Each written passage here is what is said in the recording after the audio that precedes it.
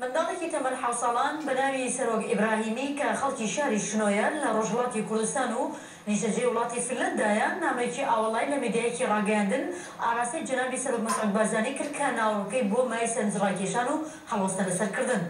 سەرۆک ئیبراهیمی تەمەن 7 ساڵان بە زمانێکی ڕازگویانەی پڕ لە بەراعەتی خۆی گزارشتی لە کۆمەڵی پرسیاری پەنگخواردووی دەرونی خۆی کردو و بە زمانێکی سادە و ساکار لە نامەکەیدا لەگەڵ جەنابی سەرۆک دێتە ئاخاوتن و ئەو وێلانە دەخاتە ڕوو کە وەکو پرسیار و وەڵام لەگەڵ باوکیدا کردوێتی.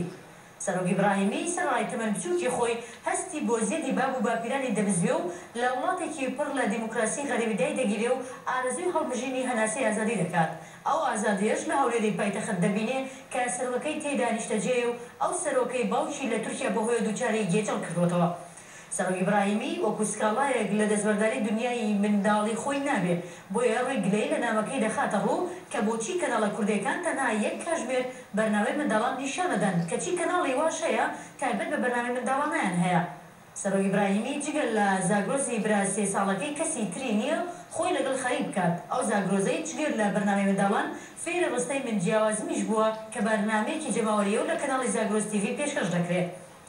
لە کۆتایی نامەکەیدا سەرۆک ئیبراهیمی جارێکی تر بە هەوەسی منداڵانەی خۆی داوا لە سەرۆک بارزانی دەکات ئەگەر وەڵامی نامەکەی نەداتەوە ئەو بۆ خۆی دێتە ماڵیان. لە بەرامبەر ئەم نامەی سەرۆکی چکۆلانەش بەڕێز مەسعود بارزانی سەرۆکی هەرێمی کوردستان بەم شێوەیە وەڵامی دایەوە.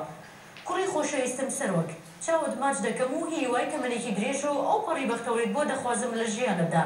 نامەکەت بەدەستم گەیشت و زۆر خۆشحاڵ بووم کە ڕۆڵێکی کوردیوە لە دوورە وڵات ئەوەندە عاشقی کوردستانە کە وڵاتی خۆیەتی. سوپاسی باوک و دایکت دەکەم کە بەو گیانە نیشتمان پەروەرێنی ئێوەیان پەروەردە کردووە. زۆر خۆشحاڵ دەبم خۆت و براکەت زاگرۆزی خۆشەویست و دایک و باوکت بینی بۆ هەولێری پایتەختی هەرێمی کوردستان و بەو پەڕی بەختەوەریەوە پێشوازیتان لێ دەکەین. کوڕەکانم گەورە بوون و لە تەمەنی تۆدانین، بەڵام ئەوم هەیە لە تەمەنی تۆدا بە بێگومان زۆر پێیان خۆش دەبێت میوانداریت بکەن.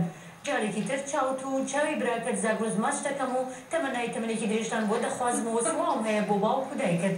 هەر خۆش و شاد بی ڕۆڵی شیرینم مەسعود بارزانی.